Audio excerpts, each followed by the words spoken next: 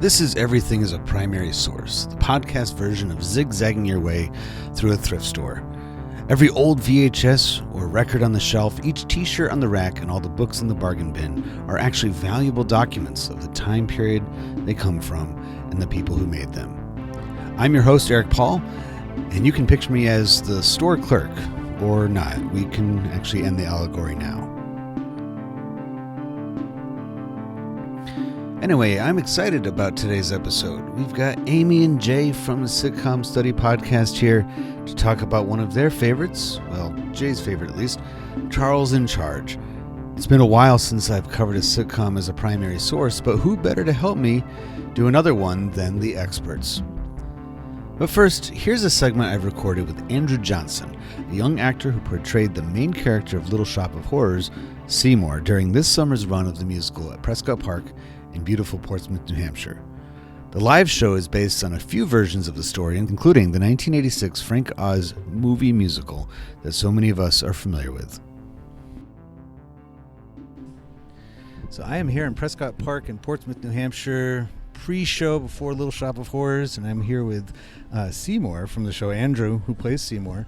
And thanks for joining the podcast today. Yeah, of course. And it's nice that you're getting to perform, because I feel like all season long I've seen one cancellation after another due to the weather. Yep. Has it been kind of rough? Yeah, I was in the show last year. I was in Footloose, and we had one or two cancellations with that, but definitely this year has been a little tricky with the weather. But hopefully we get to kind of wrap it up. And how many more weeks are you doing? We have one show tonight, and then we just have next weekend, so 4 more shows after tonight. I imagine that probably makes even bigger crowds then. For when sure. There's a I've cancellation. definitely seen a lot of turnout the past week, just because people are trying to kind of get it in before we close. But would you say that this is a perfect spot? I love the set. I love all the stuff. Everything seems to be. Have you seen Little Shop of Horrors in other presentations? Yeah, I mean it's definitely a movie that I grew up on when I was younger, so I was super familiar with it from then. And then I've seen plenty of productions, and I did it in high school too during COVID and everything. And so it was virtual, which was tricky. But I saw a lot of that happening, and people got really, and I would say what I'm doing here also is a product of COVID, that a lot of people really virtual stuff, like they got creative with it. Different things that they could come up with. Yeah, I definitely learned a lot. I wouldn't want to do it again, but I did. I did learn some useful things. Yeah, there's a few things you can carry on with you if you want. But so you're going to be going on in a little while, so I want to keep you for too long, maybe an hour. No. But the question that I think from my dissection template that I think works well is, what ideas and behaviors are conveyed through Little Shop of Horrors? So there's a couple different iterations of the story. The first was a Roger Corman movie from 1960, Jack Nicholson's first movie. I have a tape of that I was going to bring, and I couldn't find it for the life of me. I feel so bad. And on the tape, which I think came out right around the time that the musical movie came out in the 80s, it has Jack Nicholson on the cover of it with Audrey too, and I'm like, I don't think he played a very big character in that movie. He really wasn't. And his character actually isn't even in the musical version. Yeah. But they just, because he had become a star by then, they're like, well, I'll just slap him on there. But the original story, and then the musical movie that was directed by Frank Oz, and now it's showed up on Broadway, so it has, what, is the message consistent? Are the ideas always the same, or do you think that it changes every time it's produced? I think for the most part it's pretty much the same. A big conversation that I personally had, and just as a cast we had with our director Tom Alsop, is just about like themes in general and staying true to that whole like B horror movie style. Mm-hmm. And I think for me, like the one thing that really sticks out is like the theme of like be careful what you wish for, and just like the human condition and greed, and kind of just like the unconventional hero, I guess, aspect of it. And I feel like it just makes a really compelling story because you care so much about this character, even though they're doing all these terrible things. Yeah. So I think it's a unique story in that sense, where it's like the hero isn't so perfect. And I think it's a really great message, and I think it's a lot deeper than a lot of people really see on the surface level. But it's funny because those first couple versions of Little Shop of Horrors, they're separated by over 20 years, but they do still fit into that umbrella of Cold War, post World War II, people being fascinated by things like, aliens and nuclear atomic stuff. It's an atomic age story. And also, like you said, the unlikely hero, the person that you're rooting for that you wouldn't, kind of reminds me of like stories like Revenge of the Nerds. Yeah. It has like the you're rooting for the underdog instead of the clear-cut alpha male. Why don't you root for somebody who is, a little less likely to be, and somebody who's doing something not necessarily, like you said, conventionally good. A lot of unsung heroes in reality in that time period too. Yeah. That kind of matches up with. Would you say that, going back to, you mentioned about the B movie, the B horror movie kind of thing, that's never really gone away. I mean, they still make them, Why do you think that horror films and scary stories and unnerving type stuff oftentimes falls to the lower budget picture houses? Yeah, I mean, I think there's something really fascinating about the fact that, like, there's just pure chaos, but it's completely real and authentic to the characters. And for me, I think that's one of my favorite parts about the show is, like, they say all the time, like, playing truthfully in imaginary circumstances. Like, you have this crazy situation that makes no sense at all, but the way that the actors kind of convey the situation, like, it's so compelling and interesting, and it makes for really funny moments and really dramatic moments. And it's kind of hard to get that in any other sort of style, I think. Yeah. Well, it's funny because by the 80s, when the movie was made, there was a B-movie actor in the White House, Ronald Reagan, and I remember reading about him. I don't know if it has stayed true for all that entire history of B-movies, but he had to provide his own wardrobe for the movies he made. They didn't have budget even for that. Does that go on with this, or does somebody provide the wardrobe for you? No, we have a wardrobe supervisor and costume designers and everything, so it's definitely a bit more glamorous than that. But they definitely took a lot of inspiration from both the musical movie and the original. But yeah, luckily we don't have to do too much for ourselves. Shop there. at Goodwill for all your stuff. It's funny you mentioned about the thing about people committing to the role. I was over at Strawberry Bank doing the same thing just a little while ago, about an hour ago, and a gentleman chose Dr. Strangelove as his primary source, and was talking about the actor Slim Pickens, who is the pilot of one of the bombers going over to Russia. And I guess Stanley Kubrick, he was telling me, he's like, Stanley Kubrick he told everybody in the cast and the crew, he's like, don't tell them this is a satire. He's like, he thinks it's a real dramatic role, and he's going to play it that way. So he played it straight, and that's what made it that much more, like, funny. It was watching somebody totally committing to their crazy role, thinking that, not knowing it's a comedy, So I appreciate that, and it's almost like, a lot of the actors and things that go through the B movie, you have that more raw style acting they commit more to it. It's like it's not like, oh, just get me for my trailer when you're ready for my shot. It's like they are rolling up their sleeves and getting to work on making the picture as well. Now, do you have aspirations to go into the movies and stuff? Have you been in movies? Yeah, I mean, I'm going into my junior year at the Hart School in Connecticut for musical theater. So I would love to perform in any capacity. I'm mainly focused on musical theater and, like, live performance, but I take acting for the camera classes and stuff like that too. But I mean, I'm really open to anything. I play instruments too, so I'd love to teach and do anything like that. But I mean, it seems to me that usually when you see some of the most talented actors in Hollywood, really anywhere, they are multifaceted. Yeah. It's I think of, like, Anne Hathaway. You know, for the longest time, it was just Disney, princess, was that one that she was in, Princess Diaries or something like that. Yeah. Cutesy movies and a couple other things. And I saw her one time singing. Yeah. Les Miserables. I'm like, oh my God, she, she's very talented in that regard too. And then when it's almost like when you're watching like a college, even like a Division III basketball game or something like that.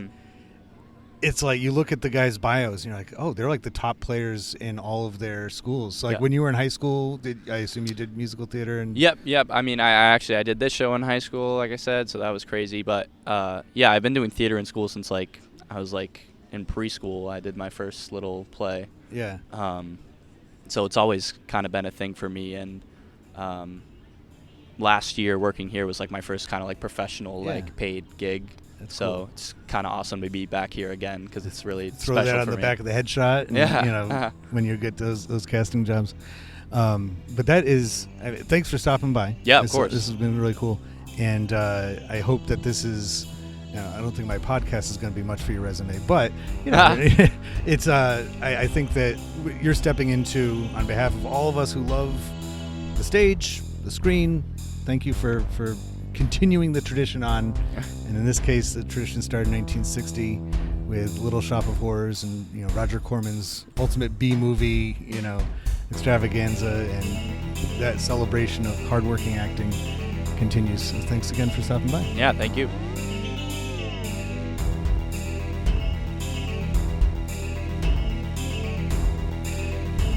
It didn't occur to me until just now, the coincidence of having a gentleman drop by to talk about Ulysses S. Grant right after I spoke with Andrew Johnson. And later that evening, another cast member from Little Shop of Horrors and I talked about the Civil War.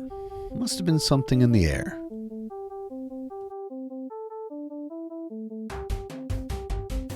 I wanted to publish this conversation about Charles in Charge in September because, along with Back to School, this is traditionally the time of year in which the networks start airing their new season of sitcoms. But Charles in Charge and its story is anything but traditional. From a wide-shot perspective, yes, it looks like all the other situation comedies of the era, but when you start looking at it closely, it doesn't take long to realize how different it was from the pack. Most notably, Charles in Charge, especially in its second iteration, yes, there were essentially two different series, didn't come out at the same time of year as the other laugh track shows. It aired mid-season at first and then went into first-run syndication. Of course, that's not the only thing that sets Charles in Charge apart. And to learn more, here's my conversation with Amy and Jay.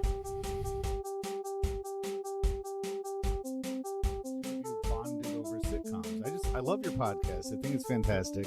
Thank you. And that's where we found a lot of common ground, is our love for 24 to 26 minute long stories.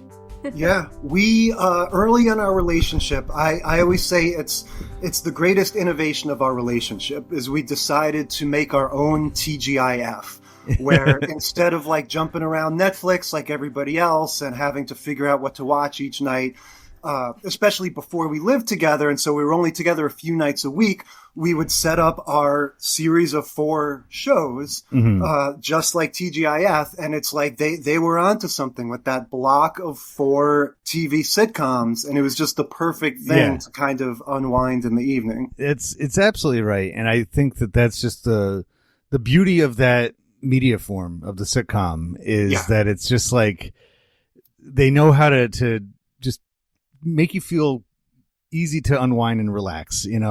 My household, we're very seasonal with our sitcoms, in that, well, of course, most of them have fall type feel to it because that's when most seasons start. So, a good episode or a good season of Home Improvement when it's getting chilly out, or, Sure.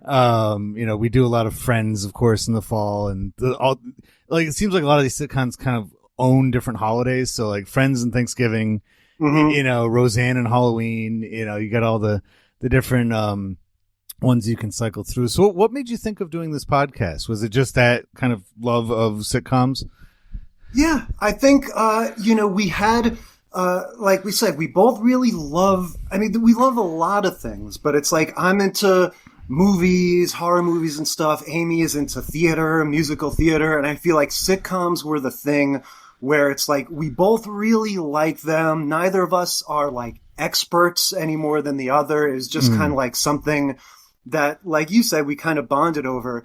And there's so many, and so Amy had the idea, like, what if we do a podcast where we talk about all the times that there's a musical episode of a sitcom, and I was like, that's great. But even though there are a lot of those, like that seems like a finite concept. But my sort of solution was, well, the idea of following a trope, and going, well, all right, what if every podcast we watch a handful of sitcom episodes that all have the same trope, like musical episodes, but, it could be other things.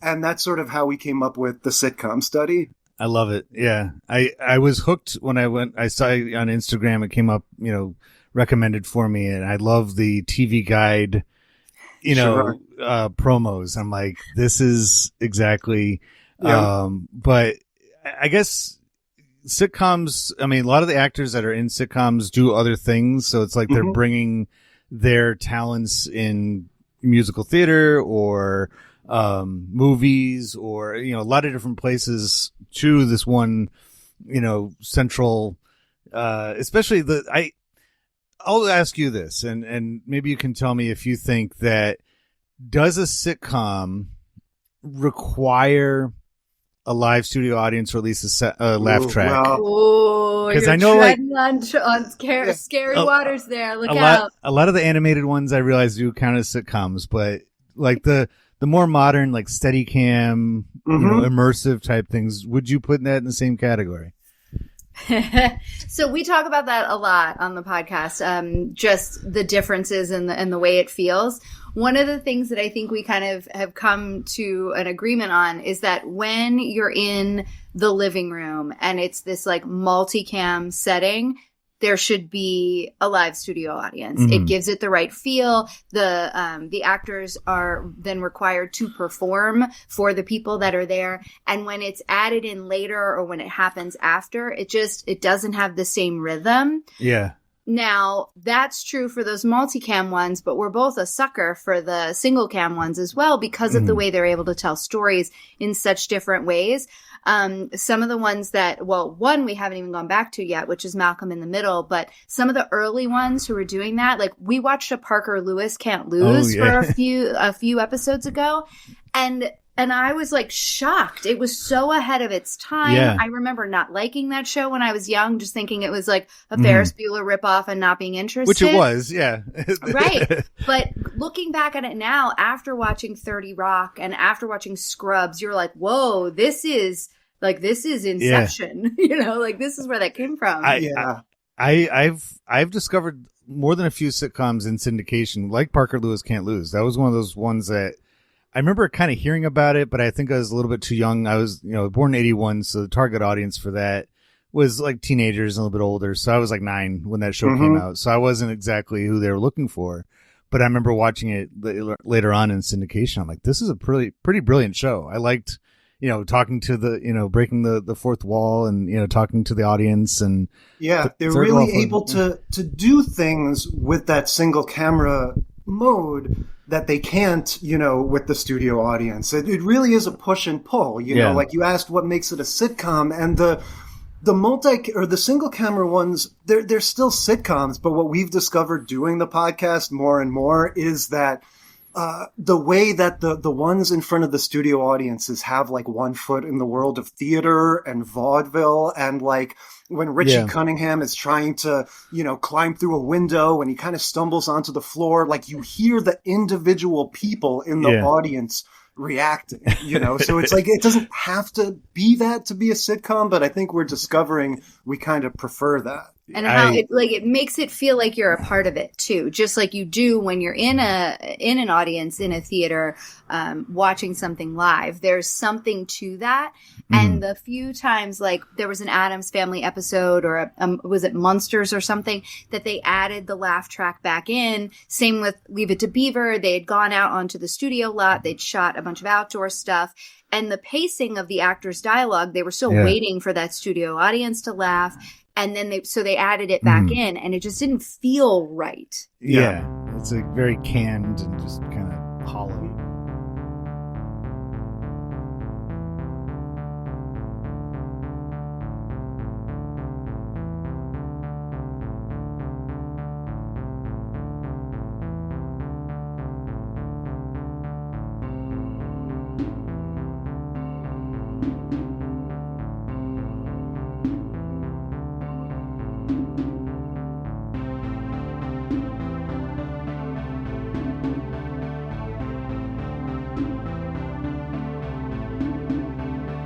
So today's topic, I asked you to choose one of your favorite sitcoms, and we are approaching the beginning of, here in 2023, there's no such thing as really a TV season anymore. Shows can start on February 3rd, and it's and a this new is season. the season to watch old shows because nothing Right. new's coming out. Because you're not going to worry about missing anything. You're right. But even the show that we're going to talk about today doesn't even follow that rule. So we're going to be talking about Charles in Charge. And before we jump right in, could you just give me a little bit of why Charles in Charge? Why did you want to talk about this show? You just asked a mouthful, Aaron. Okay. So we mentioned how we had our personal little TGIF lineup. Mhm. And the first iteration of that, Charles in Charge was our first show, right? We each got to pick two. I picked Charles in Charge. For me, like, the nostalgia is too weak a word to describe my relationship with Charles in Charge. This thing was on in syndication when I was a kid, and we can get into how it went from network to first run syndication, but it was on in the afternoons when I was in middle school, probably maybe first year of high school. And, just between the two teenage girls, Nicole Eggert and Josie Davis, but if we're being honest, mostly Nicole Eggert, just between having a huge crush on her, between the sort of ribald antics of Charles and Buddy, everything about this show was just so perfectly custom made for me.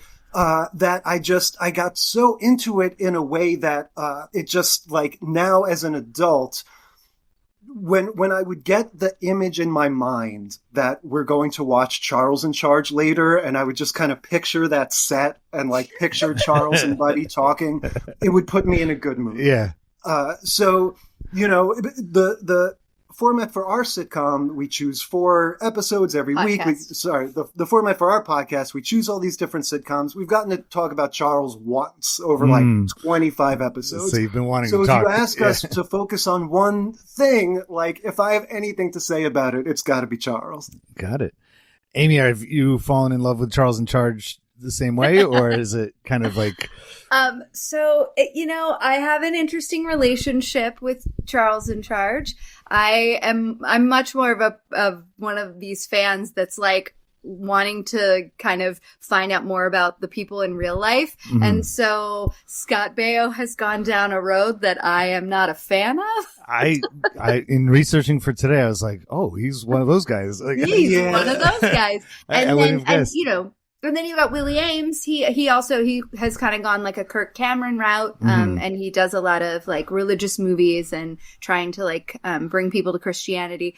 And so they both, I think the question for me is, okay, so how much of that was like burgeoning in the early days when they were when they were these sitcom stars, because they both had big shows in the 70s as well, and then got teamed up for a movie, right? They were in the movie Zapped, which of course, I have to say, like, you could claim to have been sexually assaulted by just looking at the posters for this movie. Just look it up if you don't know what it is. Willie Ames and Scott Baio, Zapped. It's rough. It's so bad. They literally, they zap women's clothes off. That's what the whole thing is. That's the movie. I would say that's probably before Willie Ames's conversion. I would hope. Maybe that's what caused it. Just in the days of like, hey, it's no big deal. Like, God wants me to find a woman. I don't know.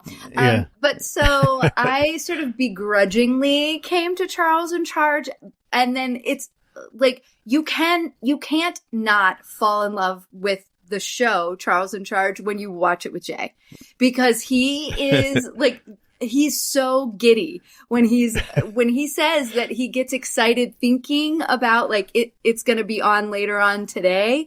He is like, while watching it, is like, so it just like it strikes you just in the right way is what you're saying. It just like hits the right nerve at the right spot. Totally. And it's So the way that it works for my podcast is we treat things like TV shows, in this case, a sitcom, like a document of its time, of history. The trouble with a sitcom, though, is that they make lots of them. So I did, in my first season, a friend of mine and I covered Seinfeld, and we had to make a disclaimer that said, okay, so season one of Seinfeld is a product of the 80s, Sure. but as time went on, it contributed to the culture of the 90s. Mhm. People were saying the catchphrases from Seinfeld in regular dialogue. There was, in each episode, each season was reflecting the culture around it. So it became like a cycle kind of thing. And that's what sitcoms tend to do. Yep. So we have to make that same disclaimer that, yes, the original Charles in Charge is a product of the early 80s, but as time went on, the mirrors went up against, between the show and society. And, I'm pretty sure Ronald Reagan had like a poster of Charles in Charge, or like a TV on, like, well, time to turn on, Sure. and it would go. We have one right here, so maybe he had the same one. He's like, let's get some guidance. So let's look at this as, so the material. That's the first question that Sure. I work with this. And, if you're looking at something in a museum that's made out of porcelain, then that's easy. The material is porcelain and paint or something like that. But when it comes to something like a TV show, it's a little less tangible. So what's the general premise for those maybe listening right now that aren't super familiar with Charles in Charge? It has kind of a unique premise to it, doesn't it? Well, part of it is unique, but part of it is also exactly the same as other shows. Well, a lot of them that came later, though. That's true. Right? Look. So Charles is in charge of our days and our nights, and he lives downstairs, and it's understood that he's there to take good care. Yeah, you're getting it all wrong. He's a new boy in the neighborhood. Oh, that's right. I He forgot. lives downstairs, and it's understood. We talk all the time about how a lot of sitcoms, even going back to the 60s, it's like, here's your normal family plus blank. Right. And sometimes it's something outlandish like an alien. And sometimes it's something relatively simple like a live-in servant who's a college student or whatever. And that's what this is. It's a group. It's a family. And Charles is their, essentially their live-in babysitter / housekeeper / mentor. And he's a college kid that lives with them. And he has his friend Buddy. But what I've come to discover as an adult, why this was so appealing, is because it's a family show that has managed to completely excise any aspects of adult life. Mm-hmm. You have a dad who's in the military, so he's never there. He's completely off screen, stationed God knows where. You have a mom who should be part of the show. She's part of the opening credits or whatever, but for one reason or another, she's never in it. The actress playing the mom is just like nowhere to be seen. You have the grandpa, and he comes on once in a while and says a few jokes, but really it's these two young men, Charles and Buddy, these two teenage girls and a little kid. So it's like ice cream for breakfast. It's like all of the stories are about either young adults or teenagers, and you never have to sit through an episode about the mom going back to work or something like that. It's all the stuff you want to see as a 14-year-old boy. And the first season, there was a little bit more focus on the family. So the first season it was one of these it's none of the people that you recognize except for Charles and Buddy. Mm-hmm. So the first season, Charles and Buddy and Charles works with a completely different family. What are they called? They're the Pembrokes. Mm-hmm. And then they're replaced at the end of season 1. They fired everybody except for Charles and Buddy. And season 2, the very first episode of season 2, you have the mom and the youngest child from that very first family doing a handoff to the Powells, where we get to meet Jamie and Sarah and the little brother Adam and the new family. And so, but in season 1, you definitely get a few more of those episodes that are more family focused. There's a dad that's present. There's, all sorts of things that go on that are very normal sitcom-y, family sitcom. And then at the end of that season, that was the end of it.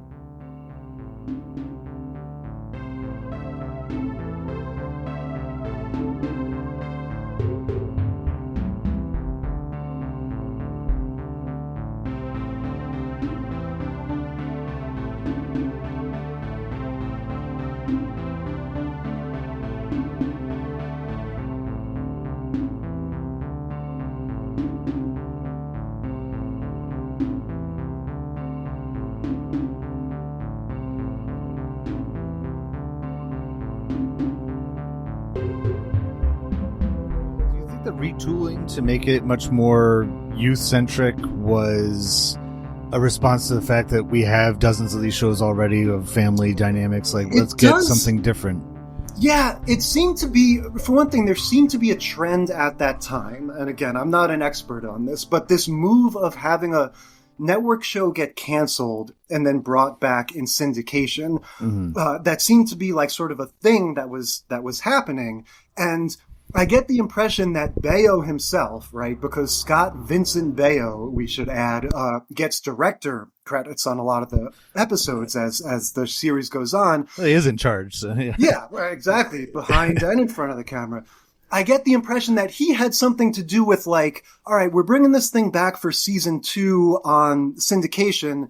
I don't want to dress all weird and nerdy. I want to have my t-shirts be opened and stuff. And yeah, I think if you look like, sort of one-to-one comparison at Lila from season 1 versus Jamie from the rest of the show and so on, it does seem like Take 2 is just a little more sort of like ready for Teen Beat magazine. Right. Yeah. Well, everybody was brunette and then everybody was blonde. Yeah. So that was a big change. But I also just wanted to throw in one other thing on this idea of what was it made of, because Charles in Charge was shot on video, and so if we're talking about the sort of physical medium, I think in the 80s, this was kind of a big deal that we don't have to deal with anymore. Now, everything is shot on really nice HD video, right? And it looks great.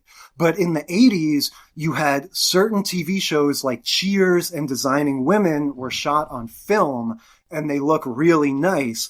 And then the rest of them were shot on video, like Charles in Charge. And so for me, that's part of the nostalgia, even though it's kind of hard to look at, is that harsh lighting, those beige living rooms, and that cheap magnetic video footage is all part of the recipe. It almost looks like home video in a way, by comparison anyway. And especially if you have the motion smoothing on your television, it looks exactly like you're watching home video. Yeah. So I guess all that stuff together really does speak volumes about the early to mid 1980s, about, because it was not the only show on TV that had a different kind of family. They're redefining what family meant in the 80s. And so this is just another example, along with Golden Girls, even Cheers. I think you just brought that up, so it's fresh in my mind, but you could aim that as being like, well, your second family at the bar is kind of filling the void of, meeting the needs, I should say, more of your family. Serving as an escape. Yeah, in a lot of ways. And, so it's like, but I love that you pointed out also about, kind of getting rid of the parents. Like that's an old, Disney's been doing that forever. Young adult books and stuff do it. It's like, first rule, get rid of the parents, and then you have your adventure, because otherwise it's gonna suck when mom calls you in for dinner. You're like, well, that's the end of that. It kind of reminds me in some ways. I know it's a movie from a couple years later, but Don't Tell Mom the Babysitter's Dead. Of like the teenager, early young adult, like having to negotiate everything, after the parental guidance is gone, and actually not doing half bad job at it, and like learning that they could handle themselves if need be. I think it's so reflective of the time period because there were people like that. There were people in the similar kind of situations. My Two Dads is another one, where, you have different definitions of family, but they all kind of, maybe kind of giving agency to people watching that, considering how many people had TVs by the 80s, everyone had a TV. Yeah. So, well, and we noted how later on the show iCarly, that's much later, but they really make a point in that show to be like, all of these different families are non-conventional in some way. There are no, like, quote unquote normal 2-parent households in that show. Everything is a single mom or a brother raising the sister or something to really, have that sense of inclusivity or that sense of every day is an adventure or whatever it is. Well, and there's so many more stories, right? Like if you're thinking about, especially in the 80s, as this is sort of like coming out and like My Two Dads in particular, but these are all stories that haven't been told, right? So because we've had Ozzie and Harriet, we've had Leave It to Beaver, we've had, the Andy Griffith Show, we've had all of these different ways that, we've had a widowed father or a widowed mother because we're not allowed to have, true single parents or divorces on television. And this family, they're not having there's no divorce. They just they're living their lives in a different way due to work, right? So they don't have to talk about the emotional strife that would come with that of a broken family or whatever, but yet they still have all of these stories that they can tell. And then even more when you think, like you mentioned, My Two Dads, like the whole first season of My Two Dads is all about them navigating that new family dynamic. Yeah. And it's all so very 80s. I Charles and Charles, I was thinking about it in the last week or so leading up to this. I'm like, yeah, that's about as complete of an 80s, storyline as you can get, because it just, cool college guy. And, he's kind of teaching, he doesn't know all the ropes because he's only, a few years older than the kids, but enough of that gap in between of like kind of showing them. I think that's how you get all of these conflicts without having to have adults involved. Like I watched an episode a few days ago where it's like Charles gets a credit card and he wants to use it to impress this girl he likes, but then he lends it to the kids and they run up these charges and stuff. And so you have all these different sort of cascading layers of authority. So, everybody doesn't want to get in trouble with somebody else, but it's all functioning without having to have any parents, you know? And it's like you said, it's because of those age differences that they can figure out those stories. Now, when it comes to I think we could probably combine about 3 questions into one here. And one is, who made it? Why did they make it? And what was their status in society? And I know like you could go from all the way to the top brass on this, but if we add Scott Baio in there as part of the who made it, because Scott Vincent Baio, I might add. He was the reason they kind of wrote the show around him, right? It wasn't like, we need somebody to play this Charles guy. He was going to be it.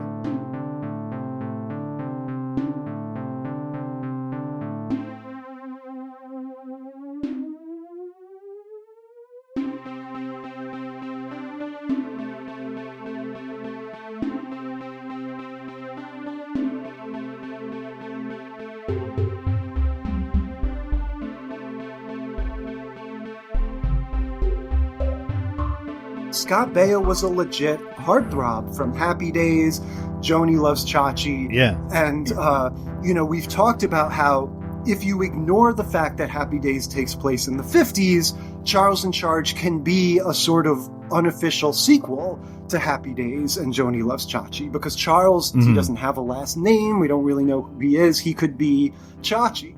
And Ellen Travolta is his mom in both of them. Yeah, that's also true. Ellen Travolta, John Travolta's older sister, plays his mom. And they sort of brought her in when the mom of the actual family wasn't hanging out much anymore. And she's the hammiest one of anybody. Like, her whole function in the show is to get dressed up in weird outfits and wigs and do dances and stuff. But anyway, have a moment of like course. very like melodramatic, over the top. Like we watched an episode today where Charles is proposing to an ex-girlfriend who's come back into town, and then they get a shot of the family sitting at the table, and Ellen Travolta's just like catatonic. She's like, yeah, like freaking out. Yeah. But yeah, you're exactly right. It's built around Scott Baio and Willie Ames too. Like we said, the two of them were in Zapped together, and it's like, what if you had a bosom buddies type thing, two wacky guys, but also a family? Yeah. They have to take care of a family too at the same time. It seems like it like perfectly straddles over from obviously Happy Days, to the next decade, where Happy Days is one of the best examples of like nostalgia humor. Like everything is just about, I mean, the title of the show is called Happy Days, so you can't get any more straightforward than this is what the show is about. And a feel good show for the 70s for people in that era looking back, approximately 20 years. And so you have this character, and it's because Alan Travolta is also in Grease. There's a bit part working at the diner, right? So it's like, that's another 70s nostalgia, thing going on, same thing. And it's like they're almost, passing on this torch into the 80s of the same kind of dynamic. It's like, we're going to be nostalgia through Scott Baio of the nostalgia show for an era that we're nostalgic of. And there's no shortage of 50s nostalgia even in the 80s. The Yesterday Cafe, and within the show, his mom is the proprietor of a diner that's like a 50s throwback diner. Whenever I think about, I think the best example of that would be like the Stray Cats. I'm like, what, it's like, if you listened to the Stray Cats, maybe not looked at them because they're kind of cartoonish in their 50s look, but just listening to them, you're like, this is rockabilly from like the 50s, and even right? like on Saved by the Bell and those shows, they're are always going like, "Oh, are you guys going to the sock hop this weekend? Let's get out our 50s garb again. It's another sock hop weekend." And even when they're not dressed up, like they're tapered like jeans, and they're kind of quasi pompadour. The Zach Morris hair kind of has that 50s look to it. So it's like there's this romantic view of the 50s anyway that's used a lot through it, and it sounds like Charles in Charge really just is another example I was of that, thinking, it's not, as much as I love with, it, it's so ridiculous, obviously, and I think part of the reason for that we talk about how in the 80s it's kind of like how sitcoms in general sort of jump the shark, like we get some of the most ridiculous stuff, whether it's Alf or just Small Wonder. Yeah, just all the stuff that we all love to dunk on. Oh yeah. Yeah. And I feel like show freaked me out. Yeah. It's because we haven't, we've passed that golden age, 50s, 60s, whatever. But we haven't started to get like the new voices, right, that we would get in the 90s and then really get in this century. When you think of those 90s sitcoms, like, Larry David and Jerry Seinfeld, like they're still white guys, but at least they had a little bit of like a underdog and a different perspective. And then Ricky Gervais, and then you get into the new century, Tina Fey, and we're watching Atlanta now with Donald Glover. You get all these new perspectives, new senses of humor. I think in the 80s, it's like, let's go one more round on the merry-go-round with a white family and a babysitter. And, it's like, it's almost like this incestuous thing. We've been doing the same ideas from the same basic people over and over again. And that's how you get these sort of jump the shark lameness. And they're just kind of like pulling what they liked from the previous decades. They're like, okay, so Alien, my favorite Martian, we'll take Alien. And the same stories, right? That's why we're able to do our podcast, because you can think of anything that might happen in the lifetime of a family, and you can find at least 14 sitcoms throughout the ages that have had episodes on that. And a lot of sitcoms will have multiple episodes on it. Right. I think we said, let's do Back to School. 45 different episodes we could find. Oh, bumped on the Right. head. Oh, bumped on the head subcategory, bumped on the head amnesia, bumped on the head, personality change, bumped on the head this. Like, there's so many, and they just do the same thing over and over and over again. In a way, that's kind of what I like about sitcoms, but in our bingy TV viewing lifetimes that we have now, it gets You redundant fast. You can't binge these old this shows. again? The old ones. Yeah, right. Because they're just like, I can't even. We've been binging the show Outlander recently, and I'm like, man, they keep recycling the same storyline. Like every other episode, There's just somebody's a lot being of kidnapped or in put that into a show. jail or something. And it's like and that too. It's like Game of Thrones light. But it's like if I stretched it out and watched one a week, it probably wouldn't have shown up to me that way. But because I'm watching them back to back to back, it shows up for sure.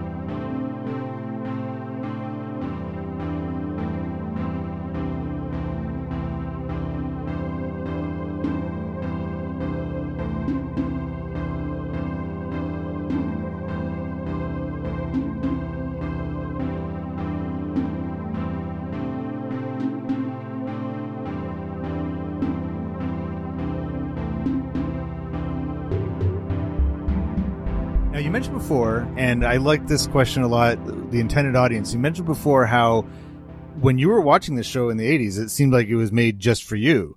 And, simultaneously, there was a TV network, Nickelodeon, that was made just for kids. And they tried really, really hard to make sure that it was not stupid and kids would actually not feel like they're being talked down to. And Charles in Charge has that in common. And I just, before we dive into that just a little bit, I remember a lot of what I learned about Nickelodeon came from a great documentary called The Orange Years that's on Hulu. And it's all about the, beginnings of Nickelodeon to right about the turn of the century. And they point out in that when they started making their own programs like Hey Dude and Salute Your Shorts, they went right back to they're like, well, we have a fresh new audience. They, kids from the ages of, 9 to, basically tweens have never had a show made for them.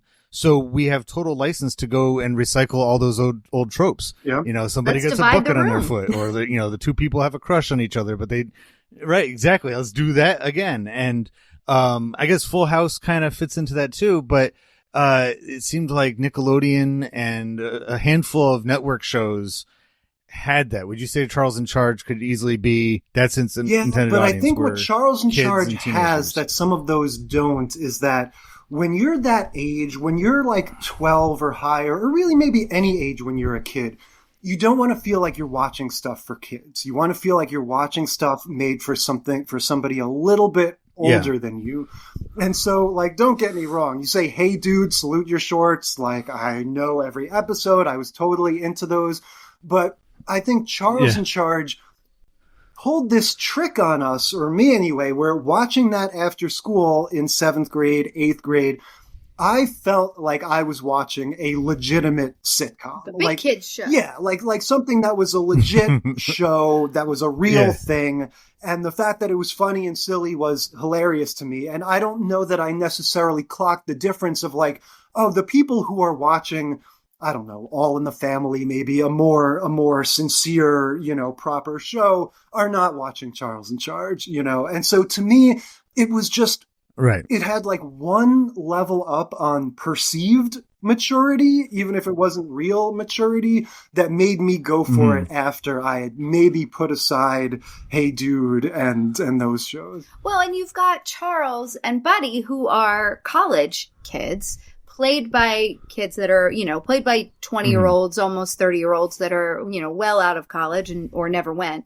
But, and I think that just their maturity, being these sort of men about town, wanting to try to sort of quiet that down a little bit because they're playing the role models in certain ways. Buddy got to play it up and be, the dumb one and in different, and always chasing after women.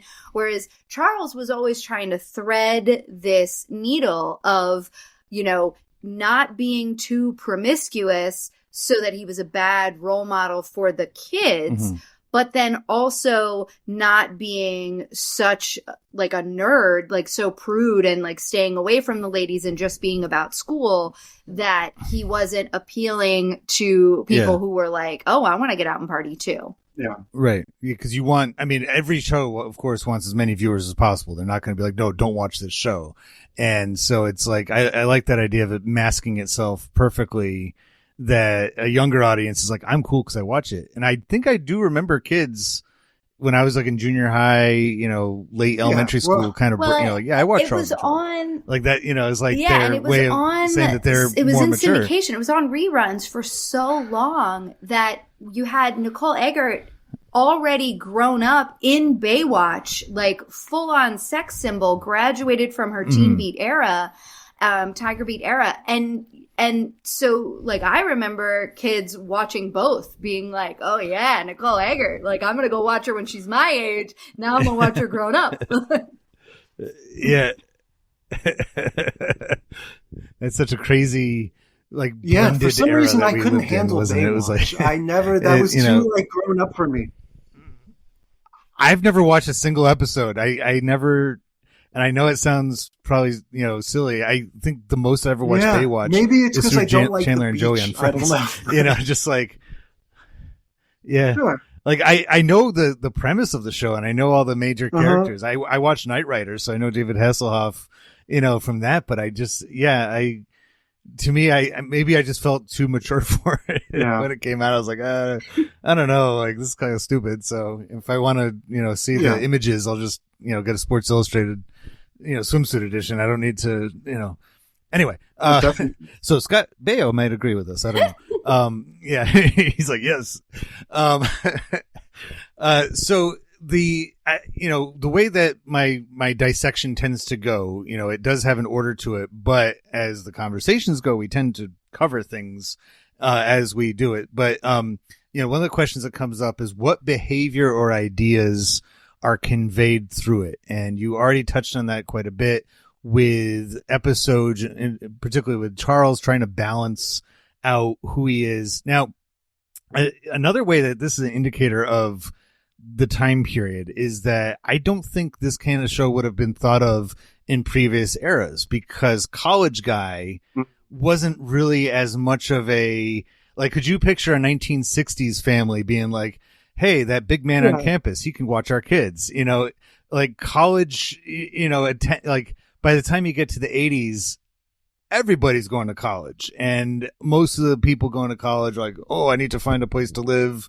You know, I'll live in with this family. They have a room to rent and take on these extra toys. True. It seems a little bit more plausible, a bit more 80s. Like sort of inappropriate at any time, I think, which is maybe part of the premise of the show, right? Let's not forget the last line of the theme song is, I want Charles in charge of me, right? It's these women singers, and it gives it this little twist, like, yeah, Charles is in charge of us, and we like it because he's sexy.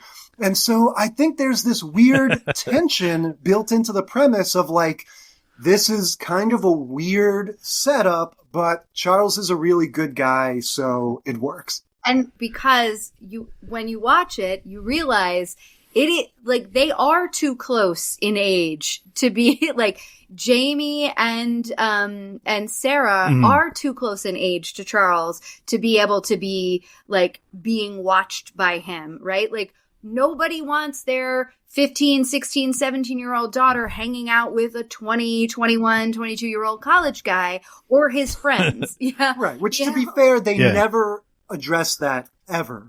Except one way or for another. the times. Yes, they do. Except for the times that Jamie starts dating one of the guys at the college. And that's like this big, oh my gosh, kind of episode, because they're like, this is so weird.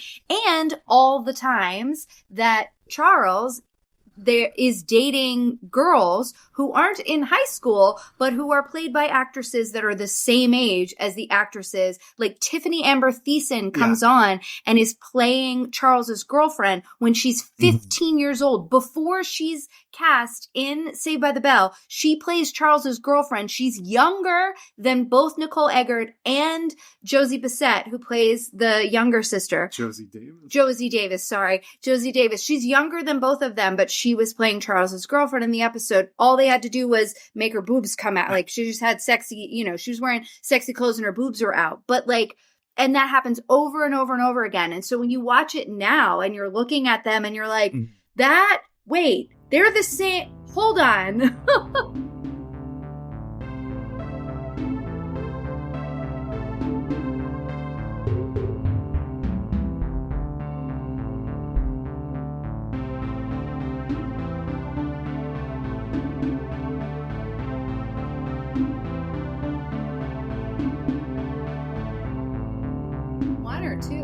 Yeah, Matthew Perry's in there. We just watched one with Jerry O'Connell, Sally Struthers, Natalie from Facts of Life is Buddy's alcoholic cousin at some point. Yeah, everybody's in there. Was that what the credits said? It was Natalie. No, but she gets a very special episode. like she doesn't have a name. It's all about alcoholism and how to like go into get treatment and whatever. How it can ruin your life. Now, one of the things that I always wondered watching these kinds of shows and like Revenge of the Nerds brings us up to, I'm like, didn't they have dorms in college in the 80s? Because, Charles, he's going to, quote unquote Rutgers. I mean, it's basically, it's in New Jersey and everything. Like, I'm pretty sure they have dorms for college kids. Like, why is he, and, like they have so many other, like, okay. And I guess in Revenge of the Nerds, like the jocks get moved into, because they're, frat house burns down, so there's a couple episodes about that, right? Because Buddy lives in the dorms for at least one, maybe 2 seasons. Buddy lives in the dorms, and he's kind of constantly trying to convince Charles to come and like be a normal college kid and hang out with him in the dorms and party and whatever. Pledge a fraternity in one episode. Yeah. And I think it just every time that happens, it just works out that it's like, there wasn't enough room, or he got another roommate, or this girl needed space, so we're gonna let her have the room instead, kind of a thing. And he's just like, that's okay, I'm happy where I am. Yeah, Charles at the end of the day likes being in charge. Like, he likes his setup, and the family likes him. So just like any sitcom, you have the occasional what if our whole setup gets disrupted, and then never mind, back to the status quo. They never address how much he gets paid either. Right. No, I think he gets paid in like room and board, basically. Early on, there's a lot of episodes about money, right? Where they're like, we got to scrape together $50 so we can go on spring break in Daytona. Yeah. I think Charles gets a modest stipend. And that's about a modest stipend. College is such a difficult topic to cover on a TV show, because college is so, high school you can get away with, because with the exception of Southern California, pretty much all American high schools are generally the same in appearance. And they look like everything. in Southern California.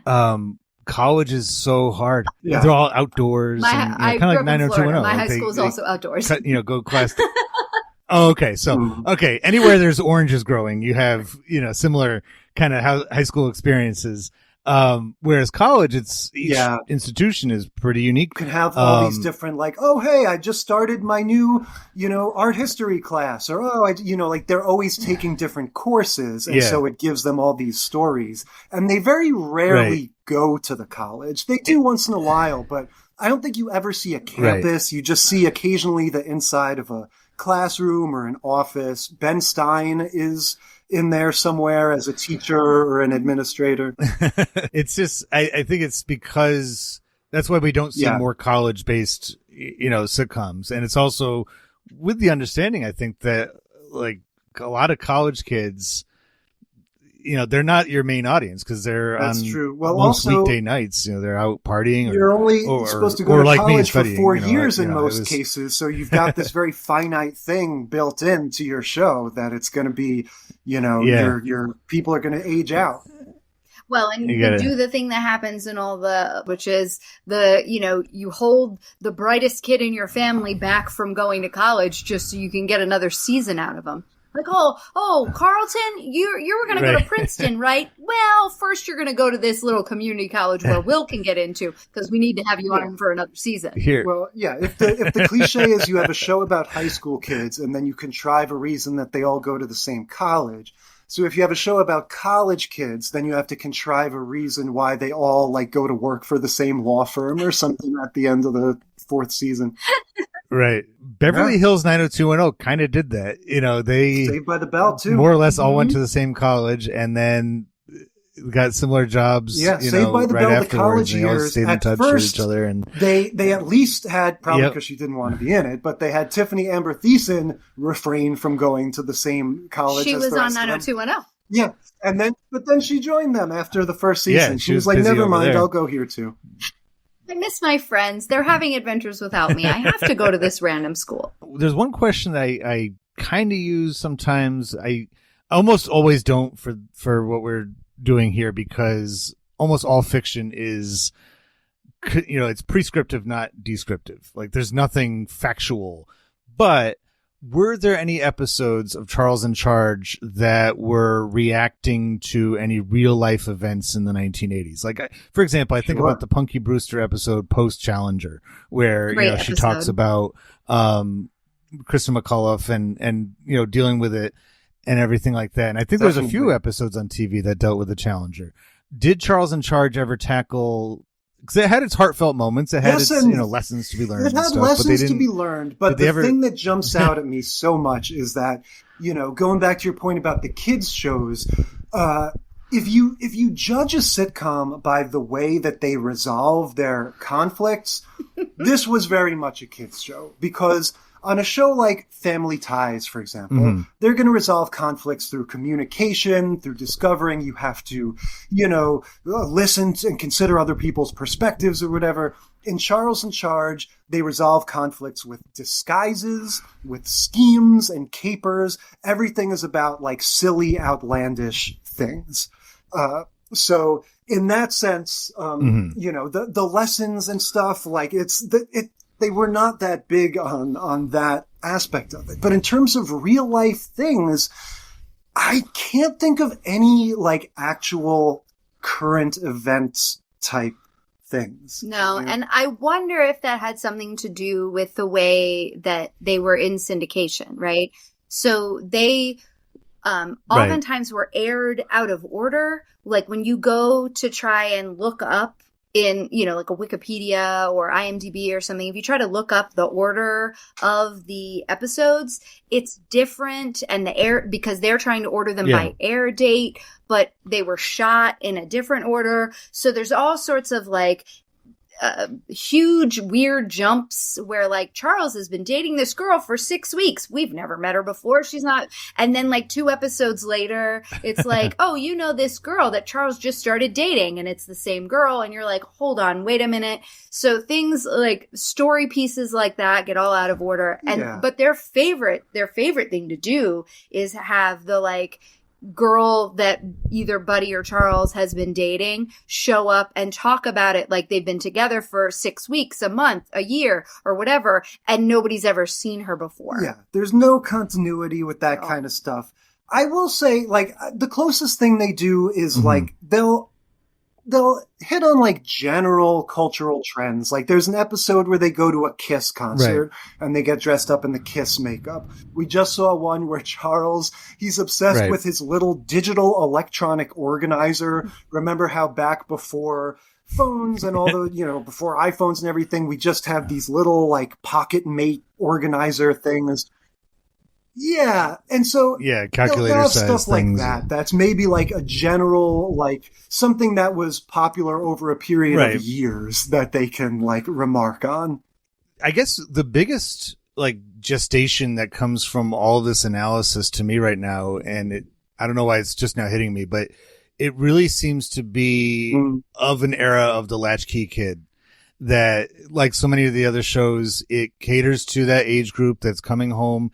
And even the premise of the show kind of generally, like parents are absent. They're not part of the story at all. And so, having that is, it is a great document of the era of not only the storylines itself, and the setting is very much Latchkey-esque, but the fact that it was on syndication in the afternoon when those kids were coming home from school and, didn't have any supervision, they're like, all right, I'll watch this. Yeah. Maybe it's like the reverse for adults. Like we don't have to worry about keeping the adults interested or keeping this credible because nobody's watching this except 13-year-old kids, at home. they're not around. Yeah. Yeah. They're busy at their office, like, with stacks of paper everywhere, and like, I can't wait to go LA home and Law. watch, Yeah, I was going to say LA 80s Law, TV too. show for me. Yeah. 30 something. Yeah. Or, St. Elsewhere. Oh, I loved what was the Moonlighting. one? Yeah. Moonlighting. I didn't even know until recently what that show was about. Mhm. I remember watching Yeah. it, but I was like over my head, Yeah. like as to what they were doing, that they were private eyes. Like I thought they were just slamming the doors on each other all the chemistry, time. though. We have But a that whole was- series on our show of Will They, Won't They's. Oh, man. Bruce Willis and, was it Yeah. Sybil Sybil Shepherd? Shepherd. Sybil Shepherd Woo, and so good. and it adds to one of the best parts, but quickly forgotten and Yes, I know misunderstood what you're from talking the about. Teenage Mutant Ninja Turtles movie, when April O'Neil and Casey Jones are in an argument, and then they go to their respective rooms and slam the doors behind them, and I think it's Donatello's like voiced kind of by like Moonlighting. Corey Feldman, right? And- It was kind of like Moonlighting.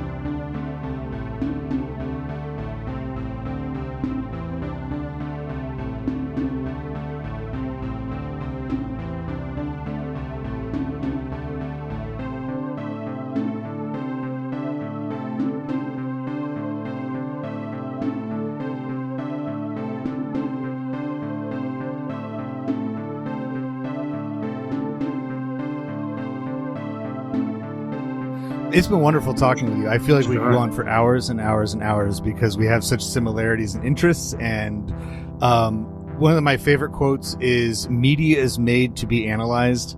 Like, that's why it's made, is for us to talk about it. And I think that whether it be Charles in Charge or absolutely anything else that's ever been created and put out there for us to take in, we're not doing our job if we don't think about it and, use it in some way. So I Sure, appreciate this you was taking really the time fun. to do this Yeah, with me. thanks for having us.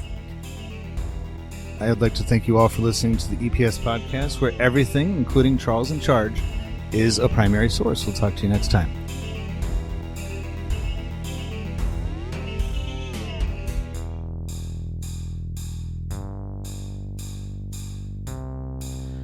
Like I mentioned in the interview, I recall Charles in Charge as being the show that the older kids watched, and that's what made it cool. Turns out that was by design. The program had a very narrow target audience, young teenagers, but it was one that carried a fair share of clout in the mid to late 1980s. These latchkey kid mall wanderers had a presence in society and therefore a place in pop culture to call their own. Nickelodeon plugged into this group the year after Charles in Charge went off the air with their show 15, which came out in 1991, and I remember feeling the same way towards that show on Nickelodeon as I did in Charles in Charge. I was a little too young to really have it speak to me, but the age group, early teens, needs agency just as much as anyone else. The 80s and early 90s is really when they were in charge.